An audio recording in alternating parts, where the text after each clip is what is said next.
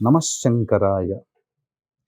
మిథున రాశిలో జన్మించినటువంటి వారికి కంటక శని ప్రభావం, కన్యా రాశిలో జన్మించినటువంటి వారికి దాంపత్య శని ప్రభావం. ఈ కారణం చేత మిథున రాశి వారికి ప్రతి ప్రయత్నంలో ఆటంకాలు ఎదురవుతూ ఉండడం, అలాగే కన్యా రాశిలో జన్మించినటువంటి వారికి ఎవరితో కలిసి పనిచేస్తుంటారో, జీవిత భాగస్వామి అయినా, వ్యాపార భాగస్వామి అయినా, లేదా ఎవరితో కలిసి పనిచేసినా వాళ్ళతో తరచూ విభేదాలు, సమస్యలు వస్తుంటాయి. వాళ్ళ వల్ల నష్టాలు కలుగుతూ ఉంటుంటాయి.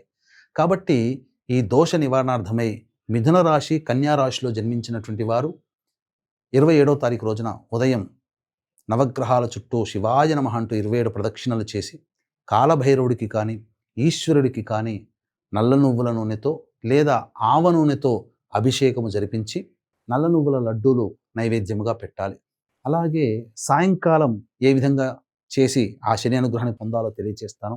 ఈ మిథున రాశి, కన్యా రాశిలో జన్మించినటువంటి వాళ్ళకి మన పీఠమాధ్వర్యంలో ఈ 27వ తారీఖు రోజున సాయంకాలం 7 గంటలకి శని దోష నివారణ పూజలు, హోమాలు, అఘోర పాశుపత మంత్ర హోమం, శనీశ్వర హోమంతో పాటుగా సుదర్శన, మృత్యుంజయ, రుద్ర హోమాలు, ఈ హోమాదులు జరిపించి శక్తిపాతం చేసినటువంటి కరుంగలి మాల ఇవ్వడం జరుగుతుంది.